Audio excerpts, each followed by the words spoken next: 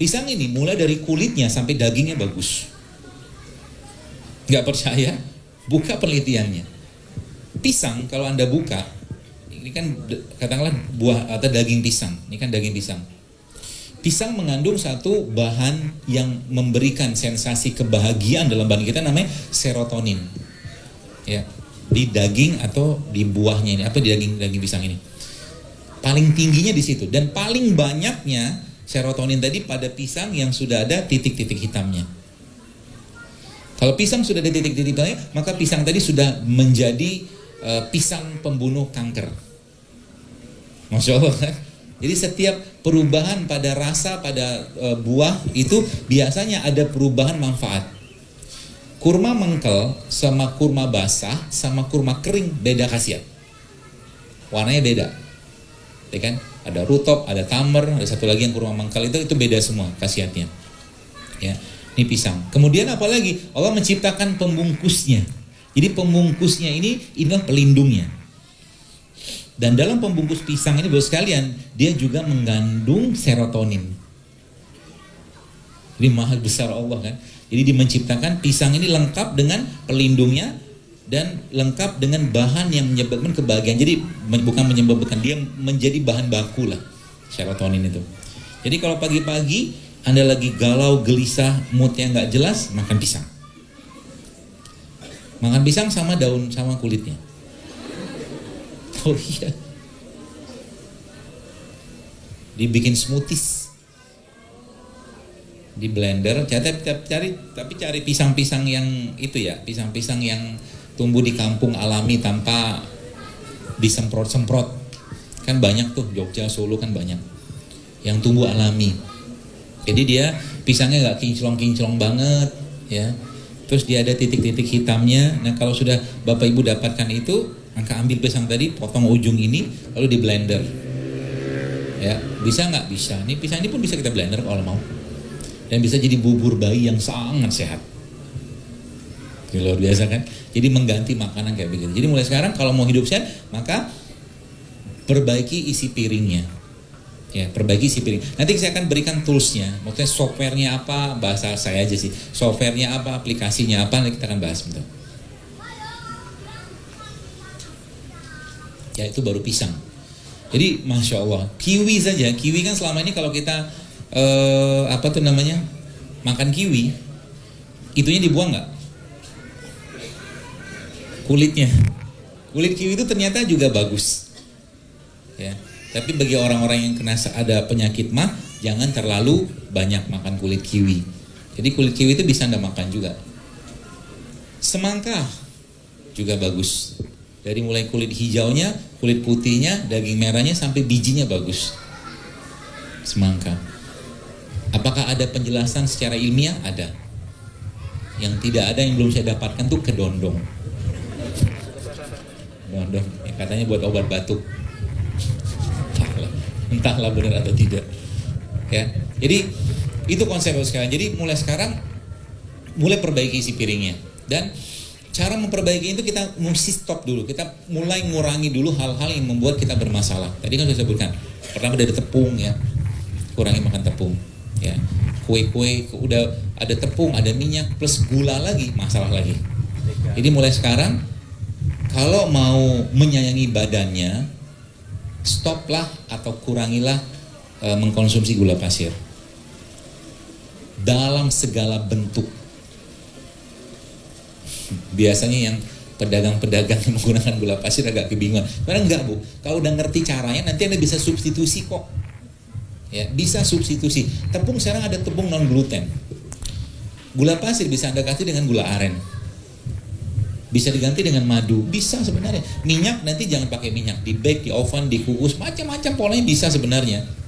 Ya, itu sebabnya saya sering banget pesan kepada teman-teman yang usaha kuliner.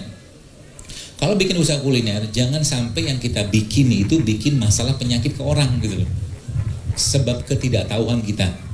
Ya, contoh mungkin salah satu yang saya memang kurangi. Dulu sering saya makan, ya, adalah roti. Roti ada tepungnya kan? Ada. sekali-sekali silakan. Tapi kalau tiap hari makan roti nggak bagus. Itu sebabnya anak-anak yang biasanya kena ADHD atau autis biasanya dilarang sama dokternya makan roti kan, atau tepung dan produk berbasiskan tepung. Ya. Nah makanya kita perlu ngerti makanan-makanan yang nggak boleh sama sekali kita makan. Contohnya kalau saya sih soda tidak, minuman soda kalau saya memang tidak sama sekali.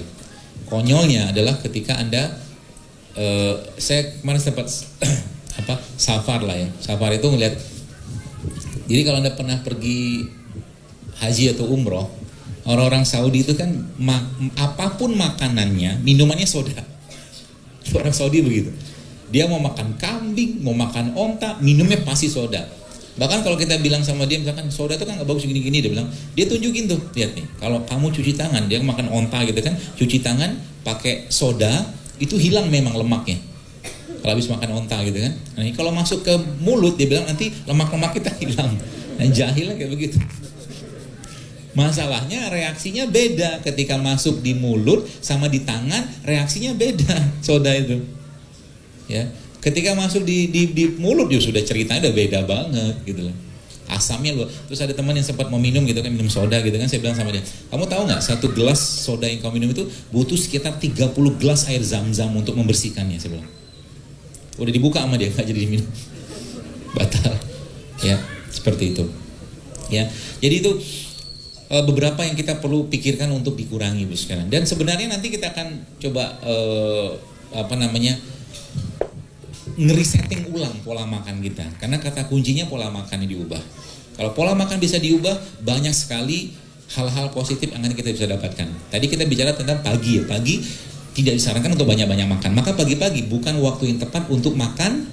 Kalau saya nggak tahu Jogja ini pagi-pagi sarapannya apa? Kemarin saya di Makassar, orang Makassar pagi-pagi sarapannya coto gitu kan. Saya bilang kalau makan coto caranya begini, saya bilang. Sini ada orang Makassar ya, mungkin makan coto itu, kalau Anda dikasih coto kan biasanya dikasih jeruk nipis, saya bilang gitu kan. Nah jeruk nipisnya ada air kan, biasanya ada putih kan.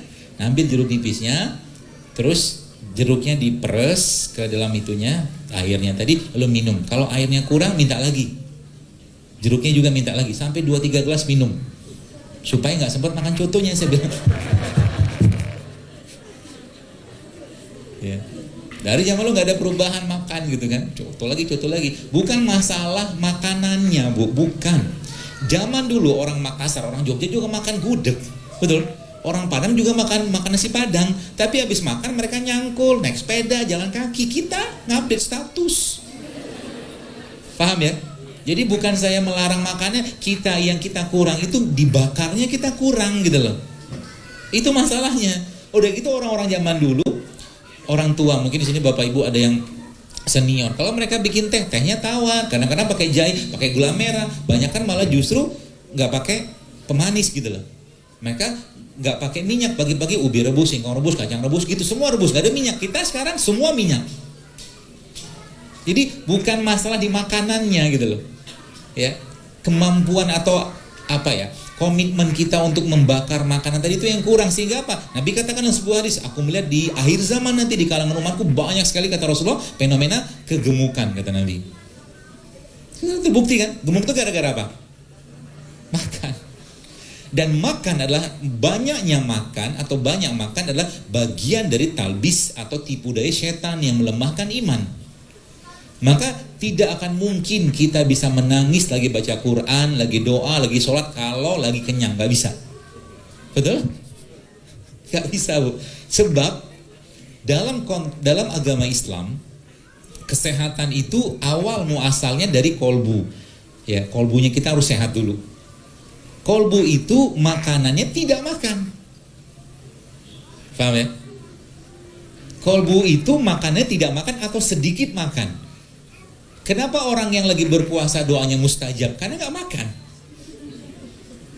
Lagi nggak makan, dia lebih dekat sama Tuhannya. Makan itu mempengaruhi apa? Pikiran dipengaruhi, mood dipengaruhi, hormon dipengaruhi. Itu sebabnya ketika orang nggak makan, apa yang terjadi? Terkondisikan hatinya. Betul, paham ya? Jadi Islam mengajarkan banyak hal. Makanya konsep mensana in corpore sano di Islam keliru total. Oh iya, saya bisa ngomong ini kenapa? Karena ada backup hadisnya. Kan kita sering kenal misalnya bahasa Yunani nggak salah itu kan, dalam tubuh yang kuat terdapat jiwa yang sehat, gitu kan? Tetapi Islam bilang beda, Rasul bilang beda. Iza wa inna fil jasad mudghah, kata Nabi SAW. Wa inna fil jasad mudghah iza sholat jasad kullu wa iza fasad jasad kullu. Ala wa hiya qalb, kata Nabi. Ketahuilah dalam tubuh manusia terdapat segumpal daging. Kalau daging itu baik, baiklah semua. Daging itu rusak, rusaklah semua. Ketahuilah daging itu adalah kolbu atau hati. Maka fisiknya kita sehat atau tidaknya, kata Nabi SAW, dimulai dari sehatnya kolbu dulu. Kalau konsep tadi dalam tubuh yang kuat terdapat jiwa sehatnya kita pakai, nggak mungkin bisa dipakai. Sebab apa? Orang gila di rumah sakit jiwa, maaf, orang-orang saudara kita yang pikirnya sudah bermasalah di rumah sakit jiwa sana, mereka fisiknya sehat loh, betul? Tapi jiwanya bermasalah, kan gitu. Ya, maka Islam punya konsep sendiri dalam urusan kesehatan. Ya, artinya apa? Kalau mau sehat kolbu, kalau mau sehat hatinya, perbanyaklah mengingat Allah, berbuat baik, ya, menolong orang seperti itu. Maka kolbunya akan sehat, atau dengan ilmu. Ya, kita tidak bahas itu sekarang. Ya, kita bahas yang sisi lain aja, yang bisa lebih dicerna. Jadi itu kata kunci pertama itu. Jadi kolbu itu justru malah jangan banyak makan. Jadi kalau Anda mau deket-deket sama Allah, jangan banyak makan. Ya, Rasulullah SAW ketika beliau meninggal, ubannya beliau cuman, dalam beberapa kitab disebutkan ada yang mengatakan 20, ada yang mengatakan 11, ada yang mengatakan 3. Uban adalah tanda penuaan.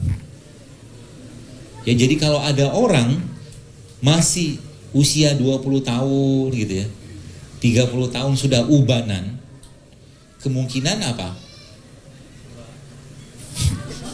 Kemungkinan mungkin kebanyakan mikir, atau yang dimakan menyebabkan banyak masalah ke badannya sehingga elektronnya bisa lepas satu demi satu. Ya, makan olahan, ya makanan-makanan yang sifatnya nggak sehat, gitu, udah paham lah. Nanti kalau Bapak Ibu sudah menerapkan pola-pola ini, insya Allah itu akan lebih gampang sekali ngerti. Ini kalau saya makan ini kira-kira bikin masalah ke badan atau bikin sehat, dulu. Kita akan paham sendiri, dan Allah akan memberi petunjuk kepada kita tentang itu. Dan kalau nggak sehat kita lebih memilih, kalau nggak sehat dan tidak darurat kita akan lebih memilih untuk tidak makan itu. Ya, contoh mungkin Indonesia, mungkin di sini tidak ada satupun yang tidak terkena lidahnya dengan micin.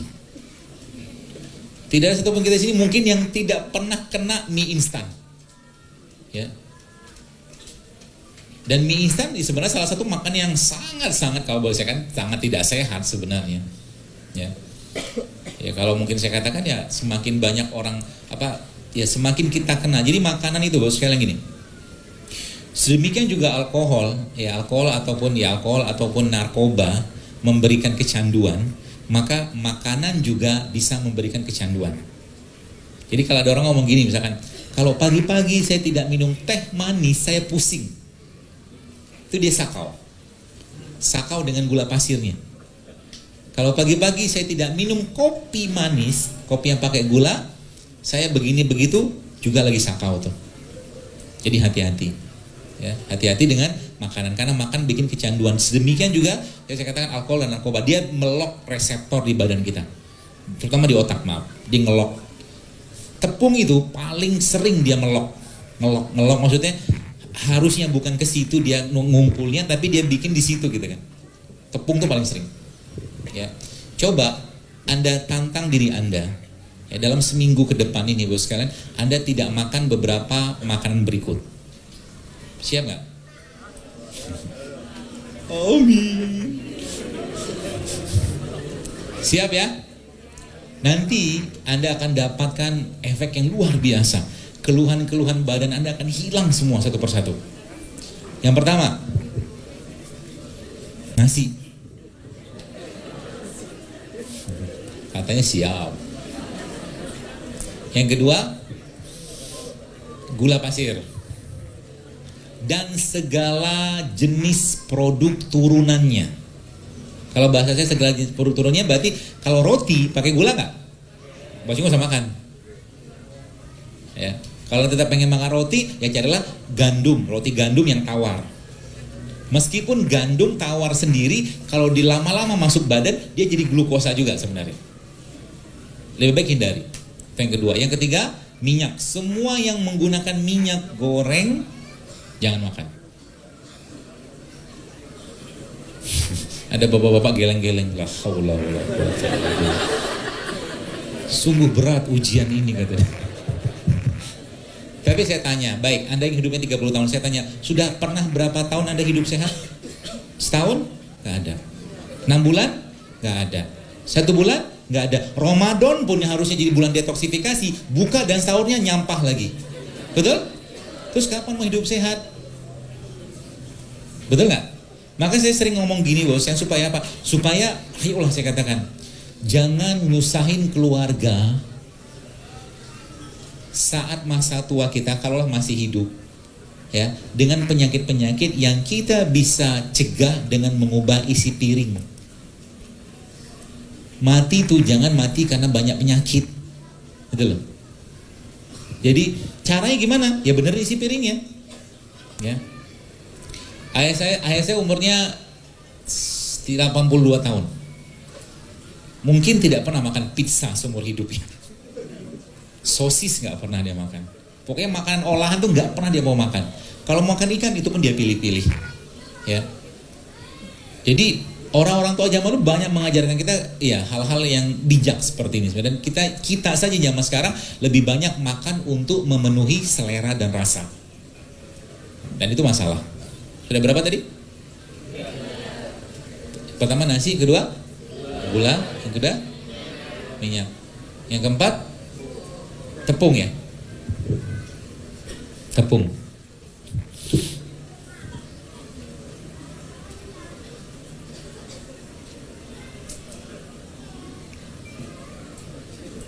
Sudah cukup? Belum. Semua makanan olahan yang dikemas yang menggunakan bahan tambahan pangan sintetik. Contohnya apa? Jus yang dalam kemasan, tidak. Apalagi ya sosis, nugget bang, gak salah. Sekali-sekali boleh, setahun sekali, setahun 2 kali, oke lah. Katanya mau sehat.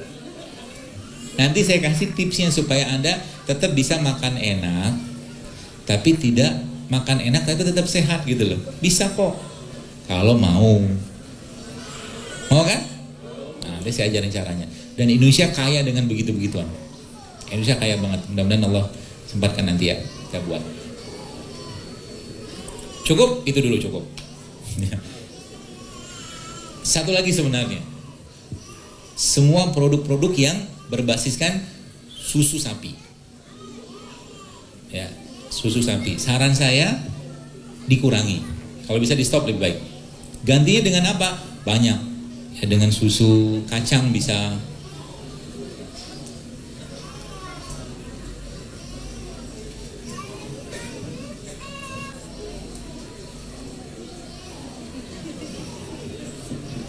Susu kacangnya apa? Kacang merah pak, kacang merah, kedelai sih oke lah, bukan kacang hijau oke lah, tapi jangan sering-sering. Lebih bagus kacang almond, walnut, pistachio, hazelnut.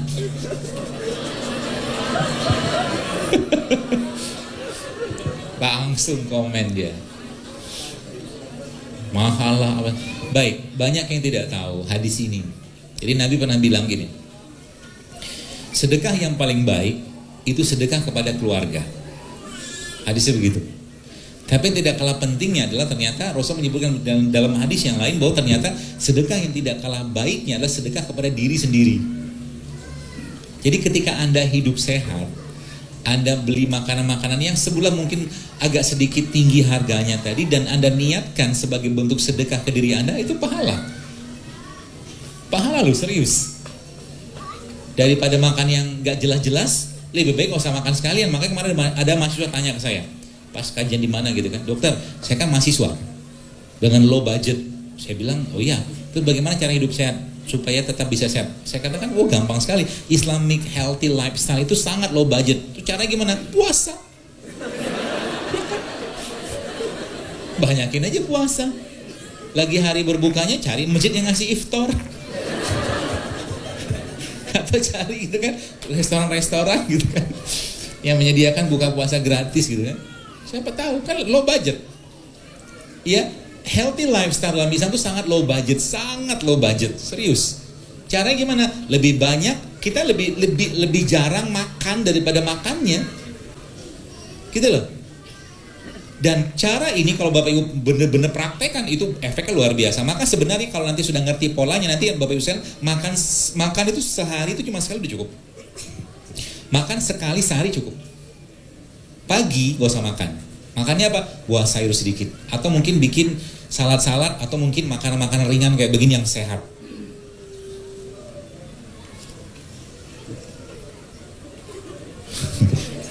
Gak ada. Saya kayak jadi tukang sayur gini. Gak apa-apa. Kita bikin nanti.